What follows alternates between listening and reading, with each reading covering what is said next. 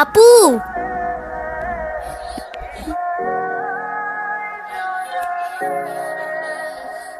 আপু তাড়াতাড়ি আয়, ঈশান ভাই আসছে।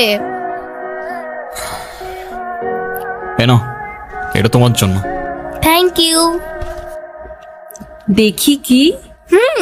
আমাকে দিছে না?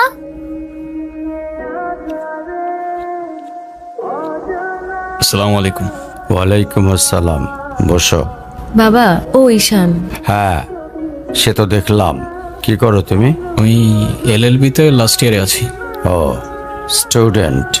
তোমার উদ্দেশ্যটা কিন্তু আমি বুঝতে পারছি। জি স্যার। তোমাদের মতো ছেলেরা কেন আমাদের মতো বিজনেসম্যানের মেয়েকে টার্গেট করে, কিসের লোভে, সেটা আমার খুব ভালো করে জানা আছে। বাবা, কি বলছো এসব? তুমি চুপ করো, আমি কথা বলছি। তোমার ফ্যামিলিতে আর কে কে আছেন?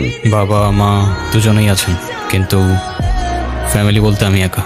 তার মানে আমি তো ঠিক বুঝলাম না। তারা আমার সাথে থাকে না, সেপারেটেড। ও, বুঝতে পারছি। তা প্রবলেমটা কার ভেতরে?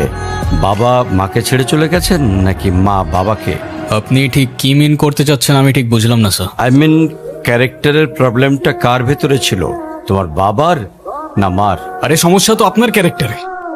You don't even know the basic manners.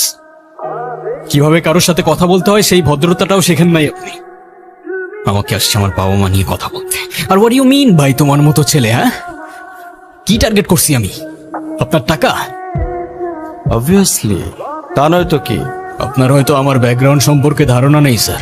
আপনাদের মতো সো কল্ড বিজনেসম্যান আমার বাবার অফিসের লাইন দিয়ে দাঁড়িয়ে থাকে। আমি এখানে আসছি শুধুমাত্র ওকে ভালোবাসি বলে, সেকেন্ড কোনো উদ্দেশ্য সমান নাই। তুমি তো একটা বেয়াদব। তোমার ক্যারেক্টার সম্পর্কে আমি খুব ভালো করে জানি। তুমি রাস্তাঘাটে মাস্তানি করো, আর তুমি কি করে ভাবলে যে তোমার মতো একটা স্কাউন্ডারের হাতে আমার মেয়েকে তুলে দেব? তো আপনার মেয়েরে কে বলছে আমার হাতে তুলে দিতে? আমি বলছি? বাসায় ডেকে আনছেন অপমান করতে। আপনার বাবা মাই তো আপনাকে ভদ্রতাটা শেখাইতে পারেনি। আপনি আসছেন আমায় জাজ করতে। বেরিয়ে যাও, এই মুহূর্তে আমার বাড়ি থেকে বেরিয়ে যাও। Get out! আপনি যদি মনে করেন আপনি চিৎকার করে আমাকে দমায় রাখতে পারবেন, then I can make more noise.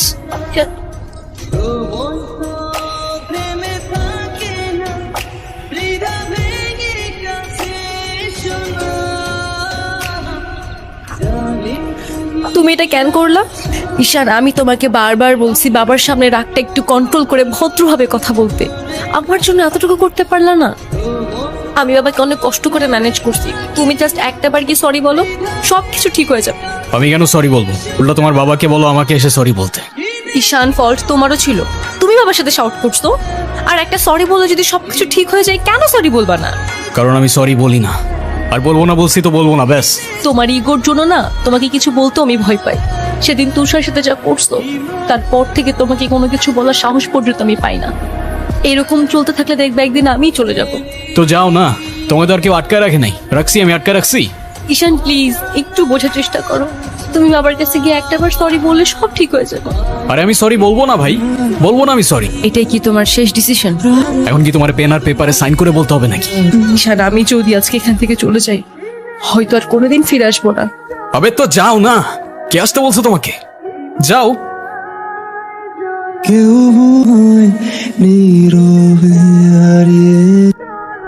এখন তুমি স্কুল বাঙ্ক করা স্টার্ট করেছো, আবার টিচারকে ফেক গার্ডিয়ানের সাইন দেখিয়েছো। এমনটা আমি তোমার কাছ থেকে কখনোই আশা করিনি নানু ভাই। ভাইরা, নানু ভাইকে সরি বলো। আই ডোন্ট সে সরি, আমি সরি বলবো না। ভাইরা সরি বলো। আমি কি করলাম? আমি কেন সরি বলবো? কখনো কখনো আমাদের ভুল না থাকলেও সরি বলতে হয়। বেসিক্যালি ওর কোনো দোষ নেই। ওকে মার্কশিটের সিগনেচারটা আমিই করে দিয়েছিলাম, আর ওকে আজ স্কুল বাঙ্ক করতে দেওয়াটাও আমার ঠিক হয় নাই। তো ওর হয়ে আমি ক্ষমা চেয়ে নিচ্ছি, সরি। কি হয়েছে স্যার? আমার জেদের জন্য আমার মেয়ের লাইফটা শেষ হয়ে গেছে। ওনো আমাকে অনেক বোঝানোর চেষ্টা করেছিল, আমি বুঝিনি। ভেবেছিলাম আমি যে ছেলেকে চুজ করব সেই হবে ওর জন্য বেস্ট। সরকারি চাকরিজীবী দেখে ভেবেছিলাম মেয়ের লাইফটা অ্যাটলিস্ট সিকিউর থাকবে। এটা ভাবিনি ভালো চাকরি থাকলেই ভালো মানুষ হয় না। তারপর পরই আমি আমার মেয়েকে আমার বাড়িতে নিয়ে চলে আসি। ওদের ডিভোর্সও হয়ে গেছে। এখন মেয়েটার দিকে যতবারই তাকাই নিজেকে অনেক বড় অপরাধী মনে হয়। যদি আপনি কিছু মনে না করেন, আপনাকে একটা রিকোয়েস্ট করতে চাই স্যার। বলো। যদি আপনার পারমিশন থাকে, আমি অনু আর আয়রার রেসপন্সিবিলিটিস নিতে চাই। কেন সিম বেঁধে দেখাইতে আসছেন? আপনি প্লিজ এখান থেকে চলে যাবেন। আমার আর আমার মেয়ের জন্য আমি একাই ইনাফ, আর কাউকে লাগবে না আমার লাইফে। আর কারোর যদি কোনো সমস্যা হয় বলে দিলেই পারে। আমি এখান থেকে অনেক দূরে চলে যাব।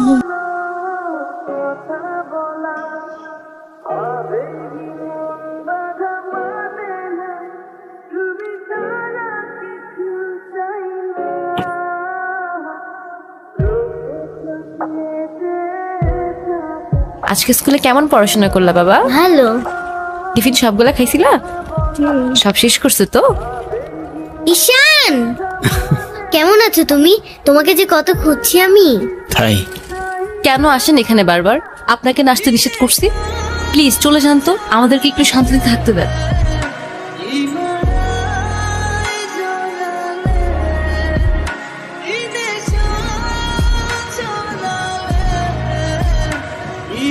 এই কখন আসলে তোমরা? ভালো আছো? এই বেলুনগুলো উপরে লাগাও তো একটু। হো না, বেলুনগুলো কেমন হয়েছে ঠিক করো। আয়রা, তোমার মন খারাপ কেন? সবাই সেলফি তুলছে, তাড়াতাড়ি আসো। আমি যাব না, তুমি যাও। আয়রা চলো, কেক কাটার জন্য সবাই ওয়েট করতেছে। ঈশান কোথায়? ঈশানকে দিয়ে কি করবা তুমি? ও আসবে না। চলো বাবা, সবাই অনেকক্ষণ ধরে ওয়েট করতেছে, আসো। আমি যাব না, যাব না, যাব না। নেক্সট টাইম আমার সাথে শর্ট করে কথা বলবা না, মনে থাকে যেন। Ayra,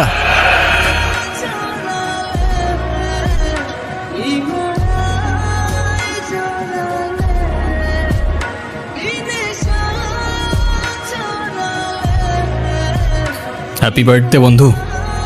thank you. এ কি বন্ধু, তুমি কাঁদছো কেন?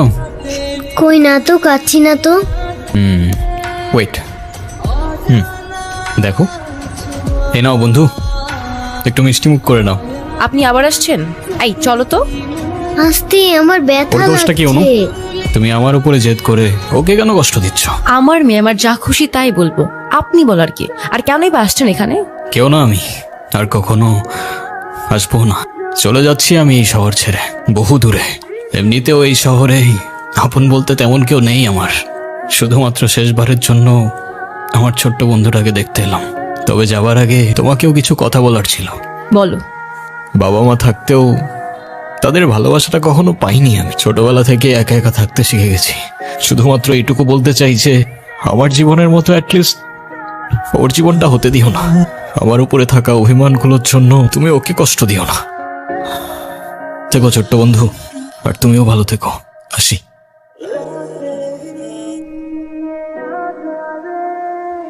ঈশান,